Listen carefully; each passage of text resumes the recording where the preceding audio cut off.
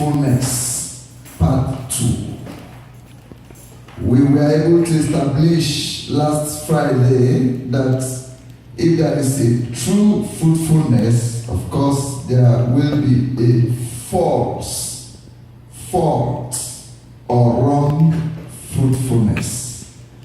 Psalm 1 verse 1, 2, and 3 says, can we read together if you're there?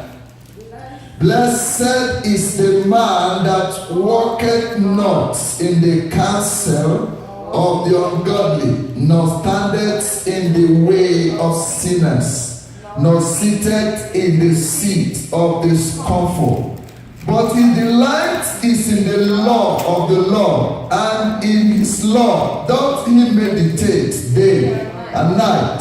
And he shall be like a tree planted by the rivers of water, that bringeth forth his fruit in his season. His leaf also shall not wither, and whatsoever he doeth shall prosper. Praise the name of the Lord. Hallelujah. This is God's guideline for true fruitfulness.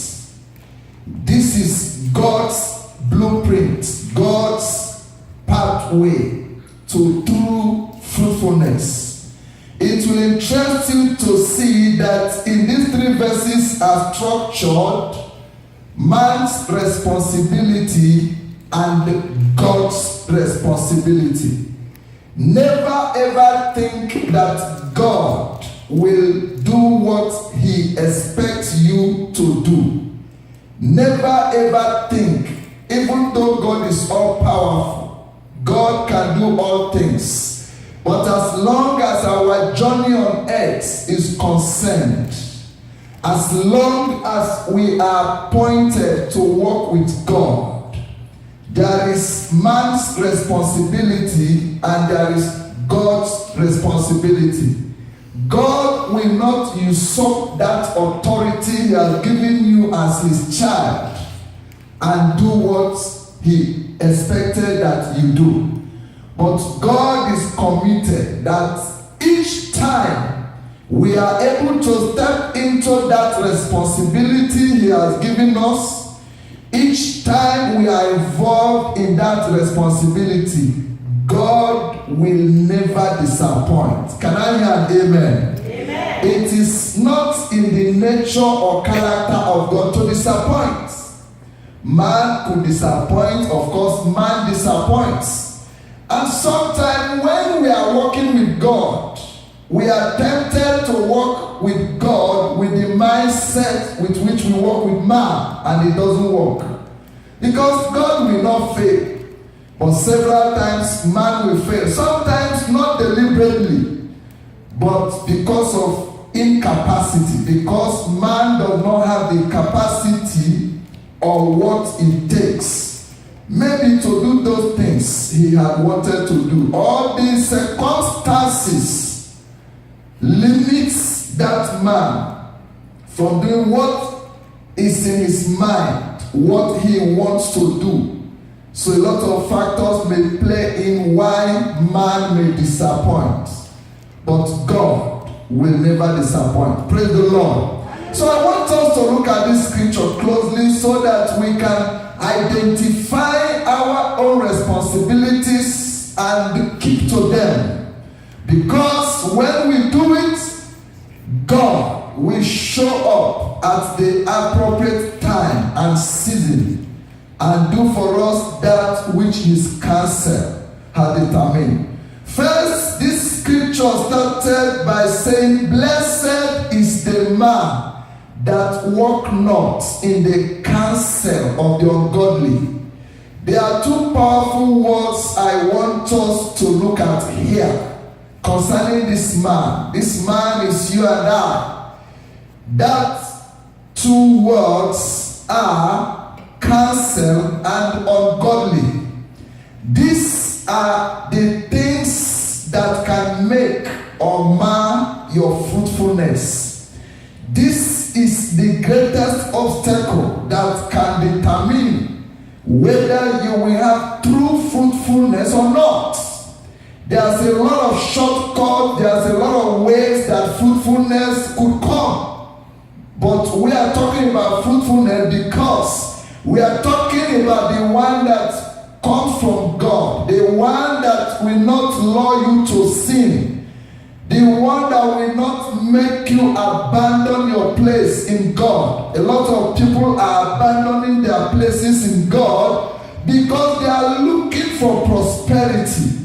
Because they are seeking for prosperity. Sometimes they tell you that they can do anything to be prosperous. That is not what God ordained or designed for his people. And so this Bible said, the man who does not walk in the counsel. This word counsel simply means advisors. The man who does not walk in wrong advisors. I don't know who gives you advice in life. I don't know the advices you don't joke with. I don't know the advices that you can do anything to keep. The Bible wants you to watch it because there is a counsel or an advice that can take you back to Egypt. So the Bible said the man or the woman, the people who do not walk, who do not take such counsel that will separate them from God, the people who do not obey such counsel that will limit their commitments, those people who will not adhere to such counsel that will fight between their love for God, those who will not obey such counsel are positioning themselves for something wonderful. The number 2 word I want you to look out for there is ungodly. Who is an ungodly person? Simply put, an ungodly is that person who is not born again. An ungodly person is that person who is not born again. And I want you to know that we have ungodly people inside the church. Plenty. We have ungodly people in the school. We have ungodly people in our places of work. We have ungodly people in our neighborhood, in our places of residence. We have them in the streets, in the community. So it is your responsibility to decipher and discover who an ungodly person is. So anytime the counsel of the ungodly becomes your direction, you are heading a wrong way from God's direction. And that is why the scripture says, blessed is that person who does not take this kind of counsel, or who does not walk with the ungodly. In other words, from this scripture, I can infer that if you show me the people that you take advice from, and then I can show you the kind of fruits that you are going to produce. If you can show me the people whom you take their advice, the people who you work with their advice, the people who advises you, if you can show them to me, I will show you from these scriptures the kind of fruits you can produce. That's what that first line is saying. Show me your advice. your friends. Show me the people who you obey what they say.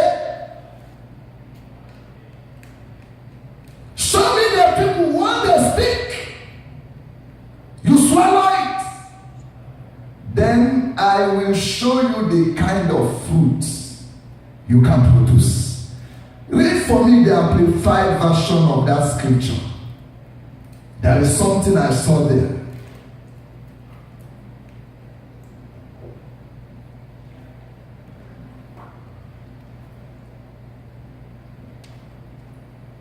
The amplified, just that verse 1.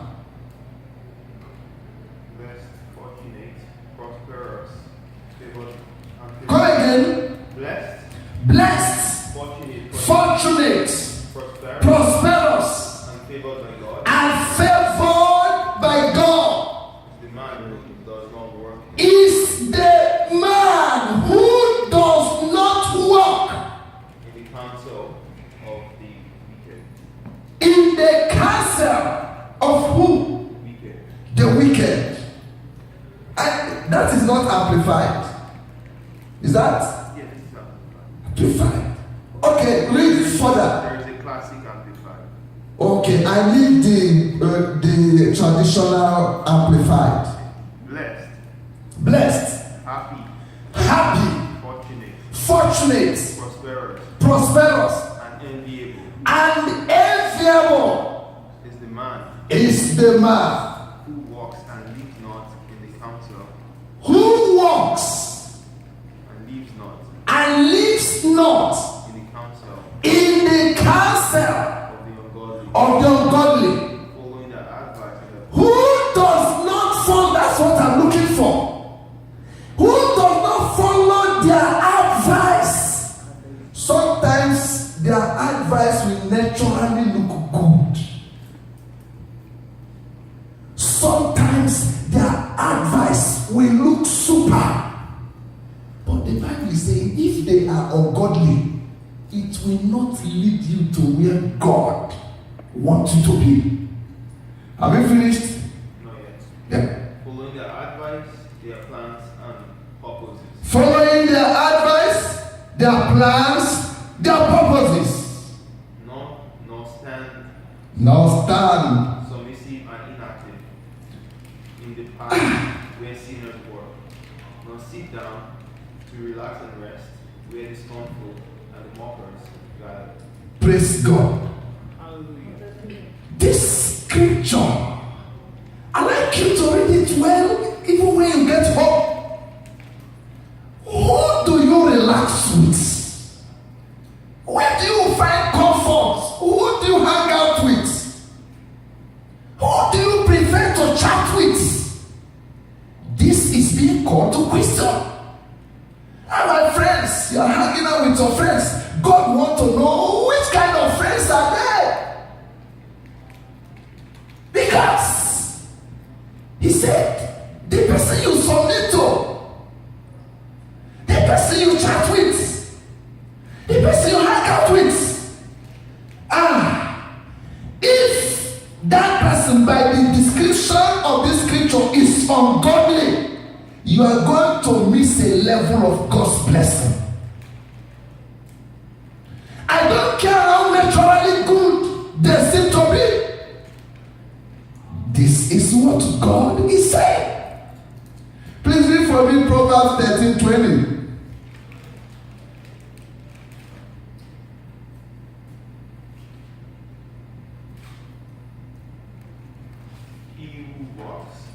He who walks as a companion with wise men will definitely be wise.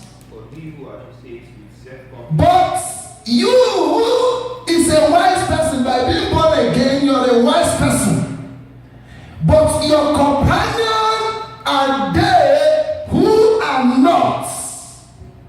You are walking into a dead end. He's a fool himself and shall smart for it.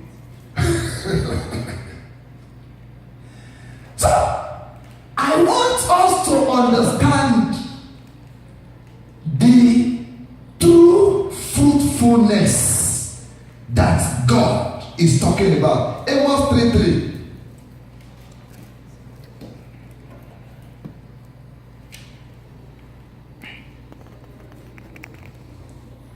Amos 3:3, yeah? I'm reading King James Version. Any version. Can two walk together Can two walk together except they be agreed? except they are in agreement? Will a lion roar in the forest? I'm okay. Okay. Can two walk together? Remember, God is talking about the way a man will walk to be blessed. He said, can two walk together unless there is an agreement? Unless there is a place of compromise? Unless there is a place of submission? Unless you take my counsel? Unless you take my advice? Is it possible that today I give you this advice, you disobey it and go away? Tomorrow I still give you advice, you refuse it or reject it. The next day I give you another one, you fail to adhere to it. Can it be long before that relationship breaks down? It's not possible. That's what this Bible says.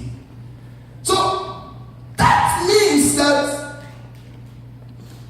I don't know, but from this scripture, it means that you cannot be better than your best friend. You cannot be better than the person who is your best friend. So the question today is, who is your best friend? Who? You cannot be better. If you're better today when that friendship starts, it's a matter of time. You will become equal, the same. That's what the scripture says. You cannot be better than your best friend. So you show me who your best friend is, and I will know who you are going to become in a short while.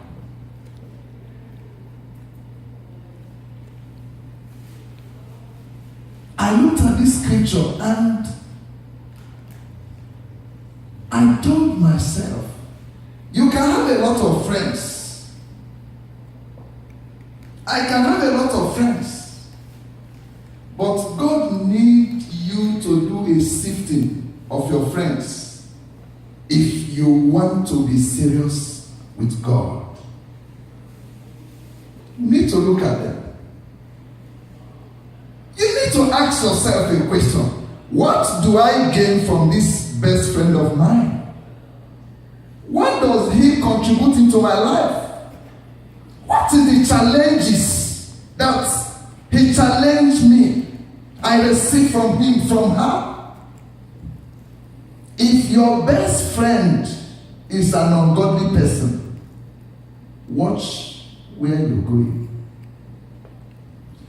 There are different kinds of friends. You could have academic friends, fine.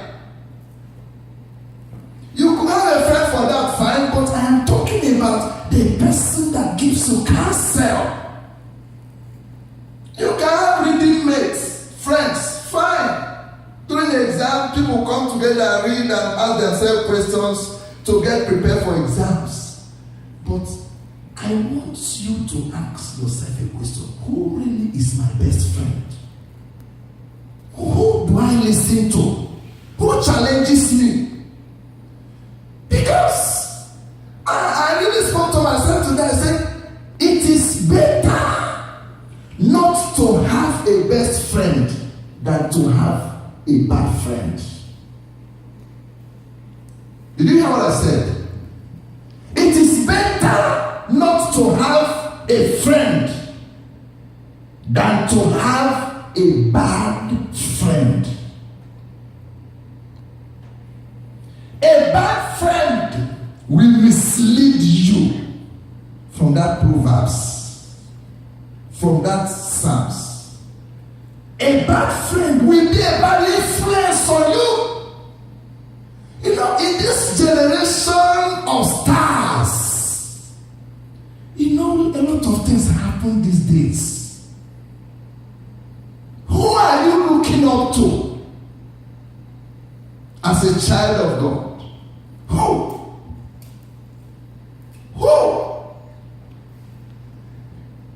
The person you walk with, the person you want to emulate, the person you are looking at,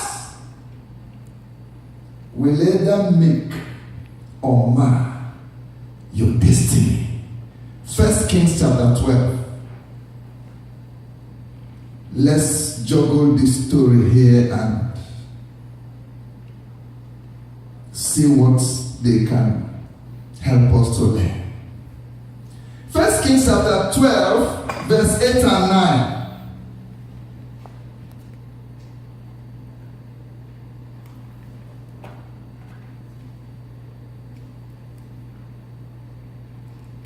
If you're there, read for us.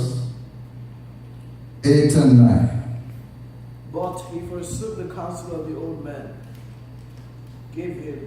Rehoboam, he forsook the counsel, the advice the old man gave him. And consulted the young men. He consulted his friends who grew up with him. You know, today, sometimes we have old school and we have new school. Am I right?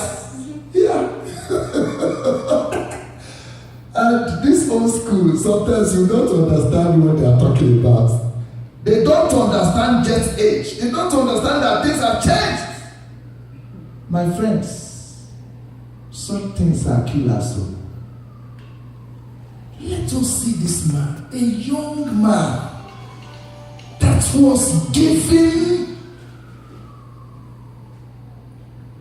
a whole country to rule, to govern. His people came up. Okay, finish in verse 9. I will recap and He said to them, what do you advise that we answer these people who are... This, my friends, this new generation like me, these people who are in vogue, what do you people advise? I need your counsel. I need to know what to say to these people. So what happened? What did they say? Make the yoke your father put on us lighter. The young men who grew up with him answered, to the people who told you your father made your yoke heavy, but you make it lighter for us, say this, my little finger shall be thicker than Praise the Lord. Hallelujah. What is a finger? This one, right? His friends said to him, come. You are now the king. We're talking about Rehoboam, the son of Solomon. The father just died and they made him king in the place of his father. And the community of Israel came to him and said, in the days of that wise man, Solomon, because of all that he needed to do with finances, he taxed us so much that it's very difficult to have some finances in your hands after you have paid the bills. They were sounding like Canadians. The taxes were so much. You see that by Wednesday they will be doing the mayoral election, right? And you see a lot of them telling you the good things they want to do. We will cut taxes, we will do this. You know, they have sugar in their mouths when they are campaigning. So, but unfortunately, this one didn't campaign. He inherited the throne. And so the people came and said, this was our problem. Your father was a very fantastic leader, a good man.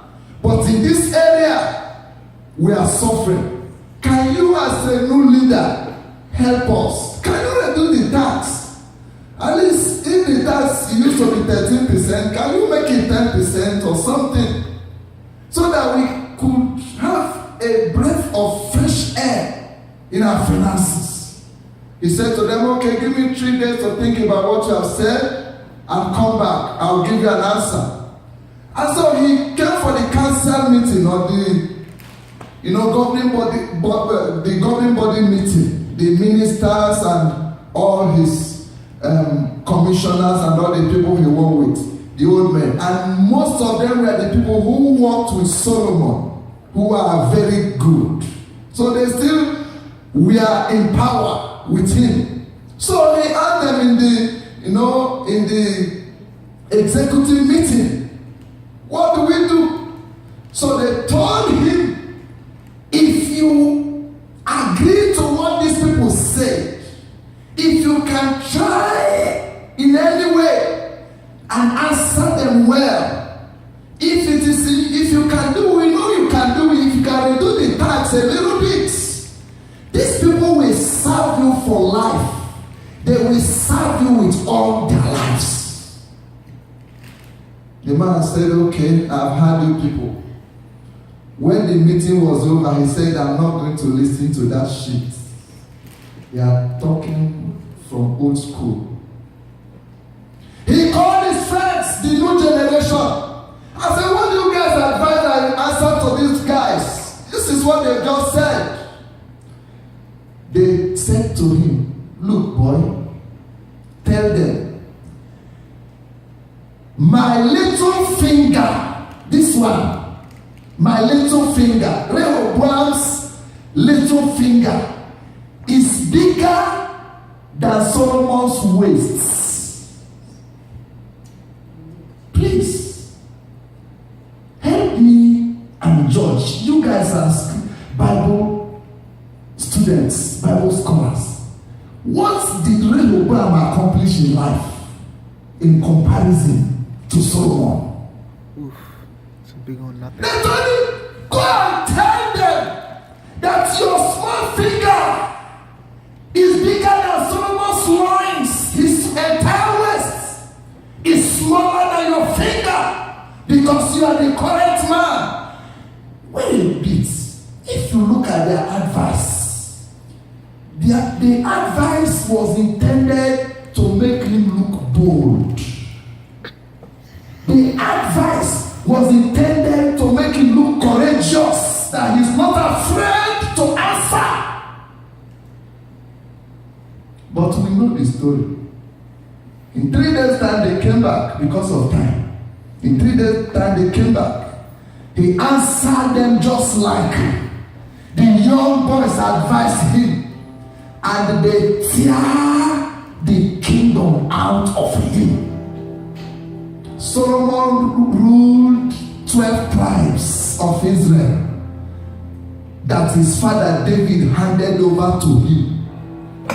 After 40 years of being king over a united Israel, he handed it over to his son Rehoboam.